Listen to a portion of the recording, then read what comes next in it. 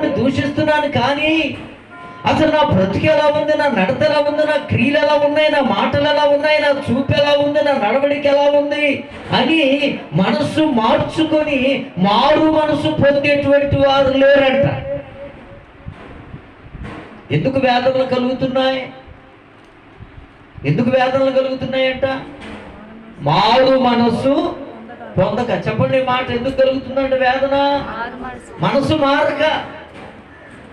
బాప్తిసం పొందావు, బలలో పాల్పొప్పులు పొందుతున్నావు, దేవుని మందిరానికి వస్తావు, ఆత్మతో ఊగిపోతావు, అన్నీ బాగానున్నాయి, మనసు మారలా, నీ మాటలు మారలా, నీ ఆలోచనలు మారలా, నీ తత్వం ఏమీ మారలా.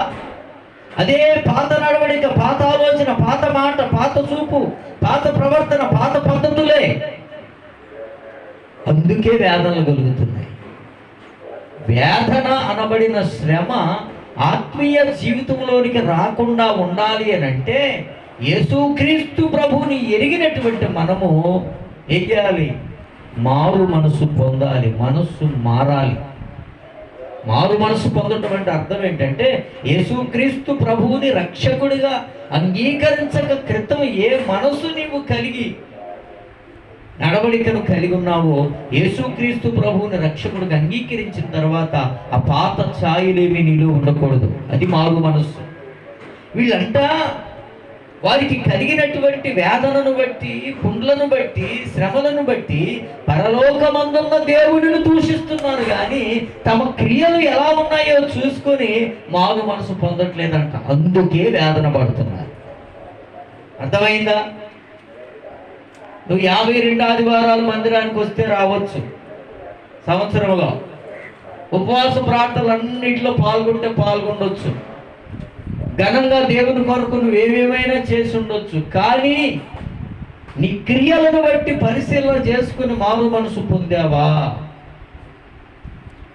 నువ్వు మార్పు చెందావా? నీ మనసు మార్చుకున్నావా? ఆ పాత వాటిని విడిచిపెట్టావా? ఆ పాత పద్ధతులు విడిచిపెట్టావా?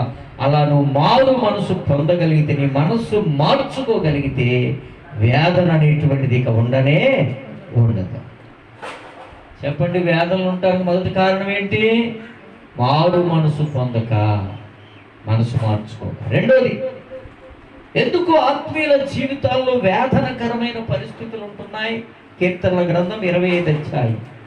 వాక్యాన్ని శ్రద్ధగా ఆలకించండి, అర్థం చేసుకోండి, అడిగిన దానికి టక్మన్ సమాధానం చెప్పడం నేర్చుకోండి. రండి, మనసు వాక్యం మీద ఉంటే ఏం అడుగుతున్నామో నీకు వినపడుతుంది. రండి, కీర్తనల గ్రంథం 25వ అధ్యాయం 18వ వాక్యం. కీర్తనల గ్రంథం 25వ అధ్యాయం 18వ వాక్యం నేను చదువుతున్నాను, చూడండి. నా బాధను, నా వేదనను కనుగొనుము, నా పాపములన్నిటినీ క్షమింపుము. ఏమంటాడు ఇక్కడ కూడా? వేదన చూడండి. నా బాధను, నా వేదనను కనుగొనుము అంటే ఏంటి? అయ్యా నా వేదనను చూడయ్యా, నా బాధను చూడయ్యా అని చెబుతూ ఇంకొక మాట అంటున్నాడు, నా పాపములన్నిటినీ క్షమించు. అంటే ఇక్కడ వేదన ఎందుకు కలిగింది? చెప్పండి, ఎందుకు కలిగింది? పాపమును బట్టి. చదివిన మాట చెప్పాలి టకామని. మొదటి వేదనలు ఎందుకు కలుగుతున్నాయి? మనసు మారక, మనసు మార్చుకోక, బుద్ధి మారక. రెండోది, వేదన ఎందుకు కలుగుతుంది? పాపములను బట్టి. చదివిన మాటే చెప్పండి, మీరు కొత్త ఏమి క్రియేట్ చేసి సృష్టించే చెప్పక్కర్లా. మీరేం చదివారో ఆ మాట చెప్పండి. ఏమండి అక్కడ ఏమంటుంది? వేదన ఎందుకు కలుగుతుందంట? ఇక్కడ భక్తుడు అంటున్నాడు. ఏమని చెప్తున్నాడు ఇక్కడ భక్తుడు? నా బాధను, నా వేదనను కనుగొనుము అంటే చూడు, నా పాపములన్నిటినీ క్షమించు. అంటే అర్థం ఏంటంటే, నాకు ఎందుకు వేదన కలుగుతుందంటే నా పాపాన్ని బట్టి నాకు వేదన కలుగుతుంది. నా కుటుంబాల్లో కూడా ఎందుకు వేదనలు కలుగుతున్నాయి? ఆత్మీయులుగా పిలువబడుతూ కూడా, దేవుని మందిరానికి వెళుతూ కూడా, దేవుని వాక్యాన్ని వింటూ కూడా ఎందుకు వేదనకరమైన పరిస్థితులు వాటిల్లుతున్నాయి అని అంటే పాపం.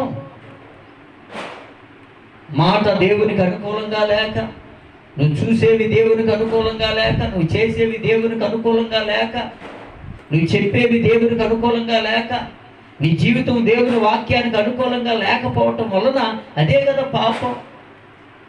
పాపం అంటే మరి ఏదేదో చెప్పనవసరం లేదు.